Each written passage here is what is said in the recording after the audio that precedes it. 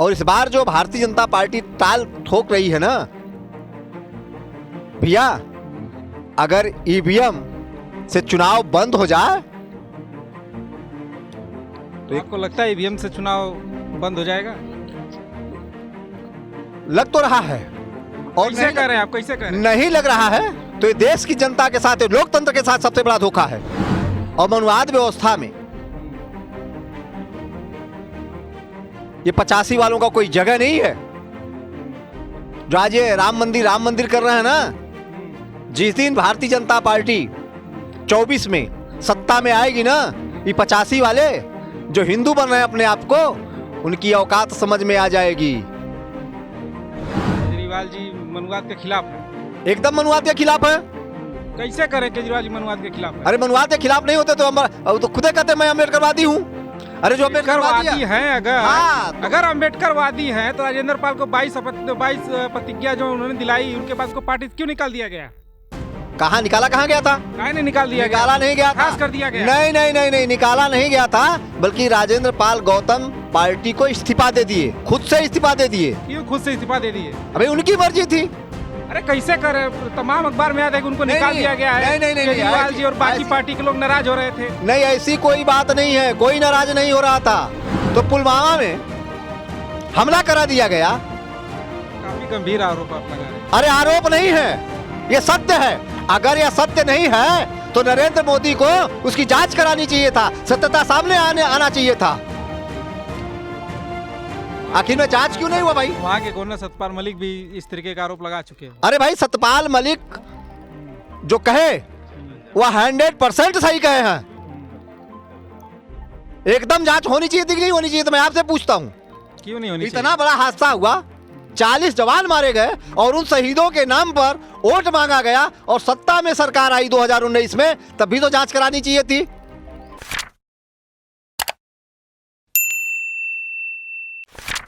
दोस्तों नमस्कार, आप देख रहे हैं देसी समाचार। आज हमारे साथ हैं दिनेश मौर्य जी, जो गाजीपुर वाले मौर्य जी के नाम से फेमस है। और आइए इनसे जानते हैं बिहार की राजनीति पर इनका क्या कहना है, जो उठापटक अभी हुआ है। नाम बताइए।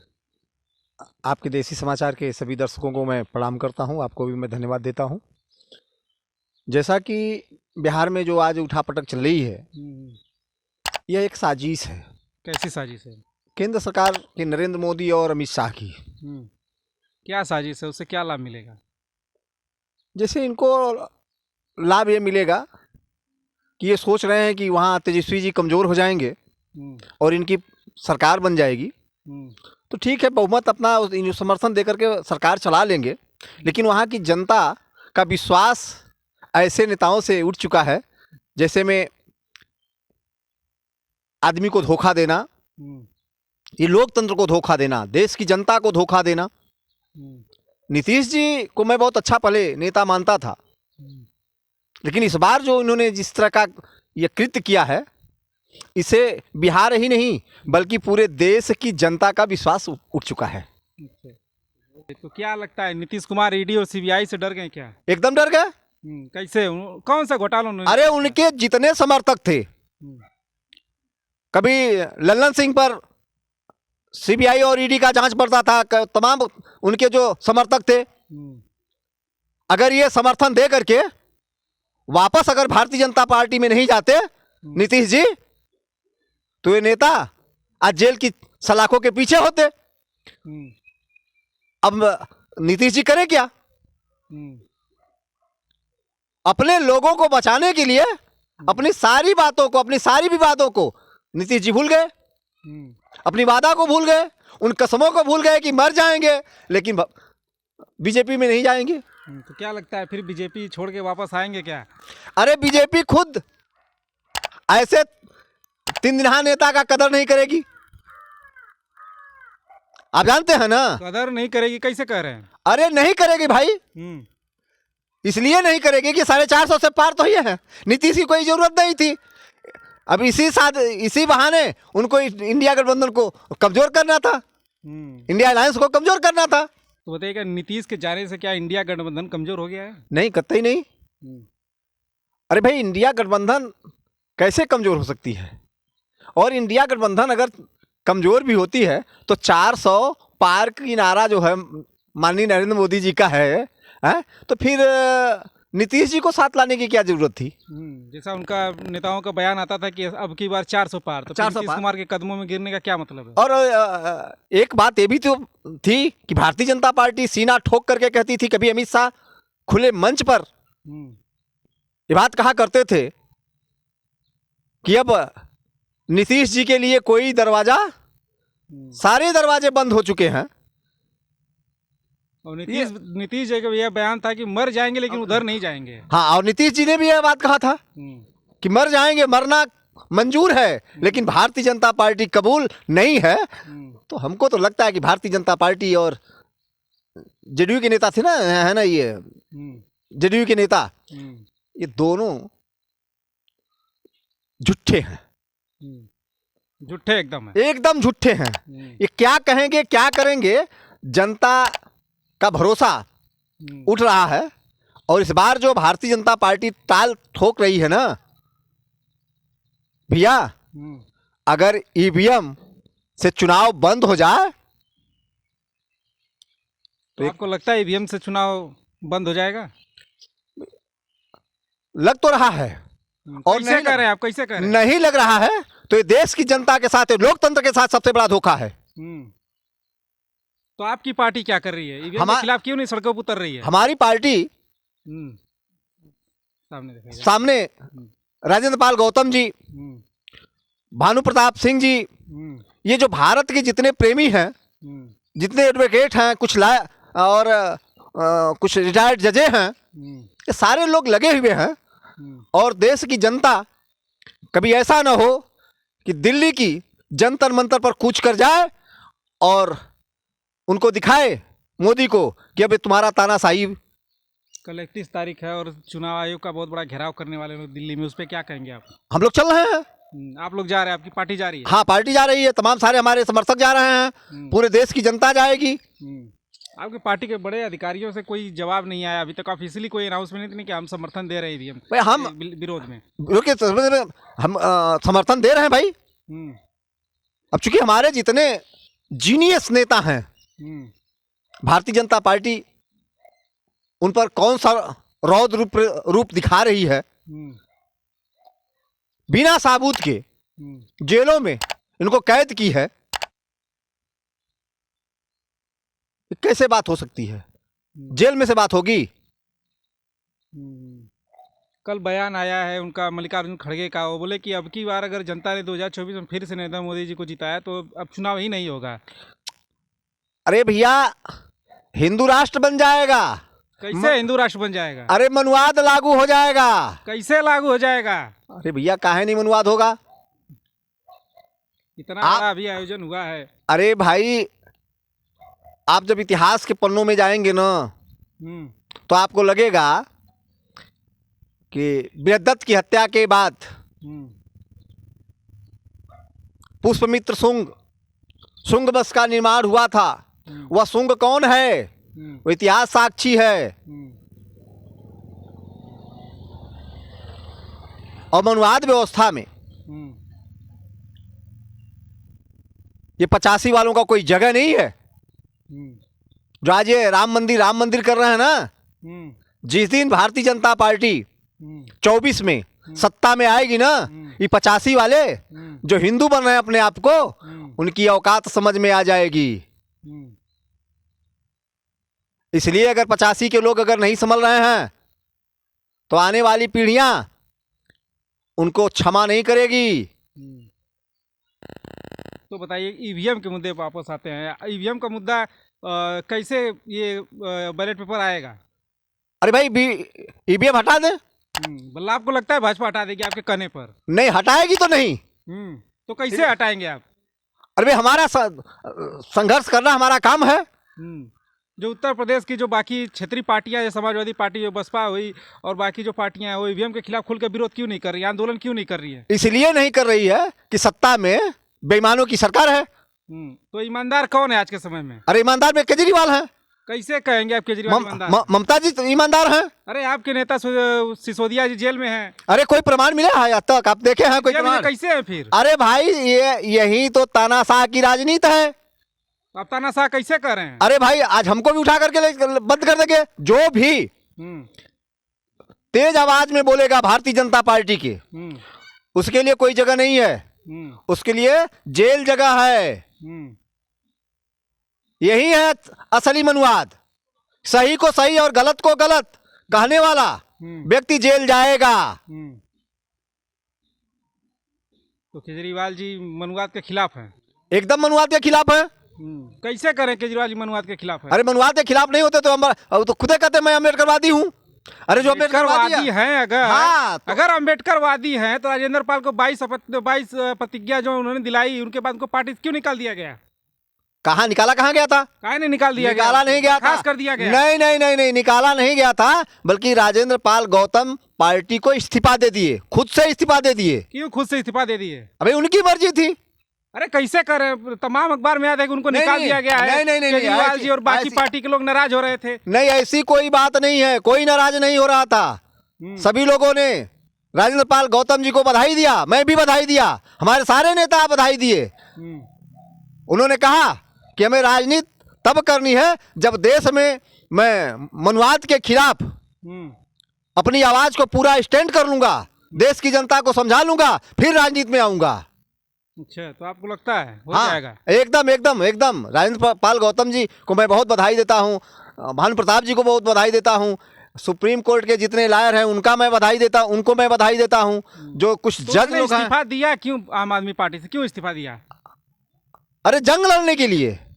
तो जंग तो विधायक रहते हुए भी लड़ सकते थे। नहीं, लड़ सकते थे, इसमें दो राय नहीं है, लेकिन वो तमाम काम है। एक जिम्मेदारी, विधायकी का पद एक जिम्मेदार पद है ना भैया। समाज का काम करना, क्षेत्र का विकास करना। तो प्रतिनिधि तो थे वो, तो उससे बढ़िया। अरे भाई प्रतिनिधि थे तो हम करें कि एक साथ में कोई काम नहीं ना हो पाएगा, कई काम नहीं ना हो पाएगा। आप एक गाल से हंस लेंगे और मुस्कुरा भी लेंगे, रो भी लेंगे और मुस्कुरा भी लेंगे, कैसे संभव है भाई? तो सामाजिक कार्य के लिए उन्होंने त्याग दिया, त्याग किया। सत्ता का कोई मोह नहीं है राजेंद्र पाल गौतम जी को। अच्छा, एक राष्ट्रभक्त है, राष्ट्रप्रेमी है। तो क्या लगता है अभी जो राम मंदिर का उद्घाटन हुआ है उसका कुछ प्रभाव पड़ेगा ये राजनीति पर 2024 चुनाव पर? नहीं भाई, काहे नहीं पड़ेगा? नहीं पड़ेगा। कैसे कह रहे हैं कि नहीं पड़ेगा? अच्छा आप बताइए कि 2014 में जब चुनाव हुआ था तब कौन सा मुद्दा था? कौन सा मुद्दा था? महंगाई था, पेट्रोल डीजल का महंगा था, शिक्षा था, स्वास्थ्य था, रोजगार था। अरे सबसे बड़ा मुद्दा उस समय भ्रष्टाचार का था। और उस भ्रष्टाचार के मुद्दे को लेकर के अन्ना हजारे जी से दिल्ली में धरना प्रदर्शन करवाया गया था, जानते हैं। और इसके बाद 2014 जब चुनाव आया तो मोदी जी ने एक नारा दिया था कि जितने हमारे देश के भ्रष्टाचारी विदेशों में पैसा जमा किए हैं, मैं इसके खिलाफ जंग लड़ूंगा और पैसा लाऊंगा और एक कानून बनाऊंगा और एक एक खाते में 15-15 लाख रुपया दूंगा। तो बाद में अमित शाह ने कहा तो सिर्फ जुमला है। अमित शाह ने कहा जुमला है, यानी ये झूठा वादा था। तो ये जुमलेबाज पार्टी है ना भैया, ये कुछ भी कहेगी, ये झूठों की पार्टी है ना। चुनाव क्यों जीते जा रही है बीजेपी अगर इतना जुमला है? जनता नहीं समझ पा रही है क्या? अरे ईवीएम हैंग करा रही है। जहाँ आपकी सरकार बन जाती है वहाँ ईवीएम ठीक कैसे हो जाता है? नहीं भैया, ये बताइए आप। नहीं, पंजाब में आपकी सरकार बनी तो वहाँ ईवीएम का क्यों नहीं विरोध किया? आप नहीं जानते हैं ना, विपक्ष का भी होना जरूरी है ना, और विपक्ष का मजबूत विपक्ष होना जरूरी नहीं। तो आप ईवीएम का विरोध क्यों नहीं किए? अच्छा ये बताइए आप, आपके संविधान में लिखा है कि संसद से अगर सारे नेता जो विपक्ष के हैं अगर इस्तीफा दे दें तो सरकार तो नहीं गिर जाएगी ना। तो विपक्ष होना जरूरी है ना। तो विपक्ष को होना जरूरी है, लेकिन विपक्ष मुद्दे भी। अरे भाई विपक्ष को, विपक्ष की सिर्फ ईवीएम का रोना रो देता है, उसके बाद कुछ करता नहीं। अरे भाई क्या करेगा विपक्ष? विपक्ष कर भी क्या सकता है? विपक्ष कर क्या सकता है भाई? अरे जिसकी लाठी, कहा गया ना जिसकी लाठी उसकी भैंस है, तो इनकी लाठी है, आज भैंस बना ले बीजेपी वाले। अरे कल लाठी हो सकता है किसी और के हाथ में जाए, उस दिन ये लोग कहाँ जाएंगे? इस दिन वो कहाँ जाएंगे? अगर सत्ता बदल गया और जिस तरह का इनका एक रौद्र रूप है विपक्षियों पर, और विपक्षियों का जब सत्ता अगर आ गया तब ये कहाँ जाएंगे? 19 में जब चुनाव हुआ आया तो इनके पास कोई मुद्दा नहीं था, क्योंकि सारे विकास और भ्रष्टाचार फेल हो चुका था। तो पुलवामा में हमला करा दिया गया। काफी गंभीर आरोप आप लगा रहे हैं। अरे आरोप नहीं है, ये सत्य है। अगर यह सत्य नहीं है तो नरेंद्र मोदी को उसकी जांच करानी चाहिए था, सत्यता सामने आना चाहिए था। आखिर में जांच क्यों नहीं हुआ भाई? वहाँ के गवर्नर सतपाल मलिक भी इस तरीके का आरोप लगा चुके हैं। अरे भाई सतपाल मलिक जो कहे वह 100% सही कहे हैं। एकदम जांच होनी चाहिए थी कि नहीं होनी चाहिए? तो मैं आपसे पूछता हूं, क्यों नहीं होनी इतना बड़ा हादसा हुआ, 40 जवान मारे गए और उन शहीदों के नाम पर वोट मांगा गया और सत्ता में सरकार आई 2019 में, तब भी तो जांच करानी चाहिए थी। 2000 जब देखे कि अब ये बात खुल गया, पूरा देश जान गया कि शहीदों की लाशों पर ये राजनीति करने वाले लोग हैं, अब इन पर से भरोसा उठा तो ये रामलला को ला दिए। ये बताइए, अरे भगवान सबको प्रतिष्ठित करता है। अगर आप मानते हैं, आपकी मान्यता है कि भगवान ही सब कुछ है, सर्वोपरि है, तो भाई मोदी जी क्या भगवान से ऊपर हो गए क्या? ये भगवान का प्राण प्रतिष्ठा करा रहे हैं। शंकराचार्य विषय पे काफी नाराज हुए थे। अरे भाई काहे नहीं नाराज हो गए? काहे नहीं नाराज हो गए भाई? उनका हक था ना। ये तो चारों शंकराचार्य के हक को ही छीनने का काम किए मोदी जी। भाई आप प्रधानमंत्री हो, आपको राजनीति करनी है तो देश की राजनीति करो, देश के विकास की राजनीति करो, भ्रष्टाचार की राजनीति करो, ये सारी जो कमियां हैं उसे समाप्त करो, अच्छी चीजों को लागू करो। 2014 में जो आप वादे करके आए थे, आप उस पर काम करिए, उस पर काम कीजिए। ये जान रहे हैं ना, वादा किए थे हर साल 2 करोड़ युवाओं को रोजगार देंगे। अरे भाई देश में युवाओं को रोजगार दे या ना दे, लेकिन गुजरात को तो बड़ी बड़ी तोहफा तो दे ही रहे हैं ना। कौन सा तोहफा दिए? अरे भाई काहे नहीं, जिन भ्रष्टाचार की बात करते थे माननीय मोदी जी, वो 28 गुजराती कहाँ के रहने वाले हैं? गुजरात के रहने वाले हैं। आज जो है ज्यादा से ज्यादा जमीन खरीदने वाले अयोध्या में कौन से लोग हैं? गुजरात के लोग हैं। सारी मिशनरियाँ, रेल हो, सेल हो, भेल हो, BSNL हो, BCCL हो, ये सारे चीज, एयरपोर्ट हो, ये कहाँ गया है? गुजरात के लोगों के लिए। तो ये गुजराती ठग हैं मोदी जी। ये गुजरात के लिए काम कर रहे हैं, देश के लिए काम नहीं कर रहे हैं। अगर देश के लिए काम करते तो देश की जनता, चूंकि सत्ता है, ये चाहे जो कुछ कर ले। तो आप क्या मुद्दा लेकर 2024 के चुनाव में आप लोग जाएंगे जिससे मोदी जी को मात देनी पड़े या भाजपा को हरा पाएंगे? विकास का हमारा मुद्दा होगा। हम राष्ट्र को, हर लोगों का विकास करेंगे, आर्थिक जनगणना कराएंगे। आर्थिक जनगणना की जातीय जनगणना? आर्थिक जनगणना और जातीय जनगणना दोनों कराएंगे। कराना चाहिए ना, मोदी जी कराए ना आर्थिक जनगणना और जातीय जनगणना। वो खुद कहते हैं मैं पिछड़ा हूं, फिर क्यों नहीं करा रहे जातीय? अरे पिछड़ा नहीं है भाई, मोदी जी पिछड़ा है? अरे तो झूठा है भाई, झूठा है। और जितने झूठों की एक ये लाबी है, ये फैक्ट्री है, भारतीय जनता पार्टी झूठ बोलने की फैक्ट्री है। हाँ, जितने झूठा हैं, जितने करप्टेड हैं, ये सब भारतीय जनता पार्टी के साथ खड़े हैं। जो भी बीजेपी में चला जा रहा है वो एकदम साफ सुथरा हो जा रहा है। बीजेपी वॉशिंग मशीन पार्टी है। अरे भाई अगर वॉशिंग मशीन नहीं होती तो हेमंत बिसेश्वरा जो मुख्यमंत्री बना हुआ है ना असम का, जिसको जेल होना चाहिए था, आज जो मुख्यमंत्री है, पर्चे छपवाए थे वहाँ बीजेपी ने कि ये सबसे बड़े घोटालेबाज हैं। अरे तमाम जो ममता दीदी के साथ चुनाव लड़े थे, वो भी बहुत बड़ा घोटालेबाज था। मुकुल राय, तमाम सारे लोग, शिवुंदु अधिकारी को तो ये हो रहा था कि अब जेल चला जाएगा। कहाँ चला गया भाई? कहाँ चला गया? भारतीय जनता पार्टी के खेमे में चला गया। जब भारतीय जनता पार्टी के खेमे में चला गया तो धुल गया और ईमानदार हो गया, साफ सुथरा हो गया। जितने करप्टेड हैं खाली भारतीय जनता पार्टी में चले जाएं हैं और हर हर मोदी का नारा लगा दे, और हर हर मोदी ये वॉशिंग पाउडर है, खाली हर हर मोदी वॉशिंग पाउडर खाली करना शुरू कर दे, धुल जाएंगे।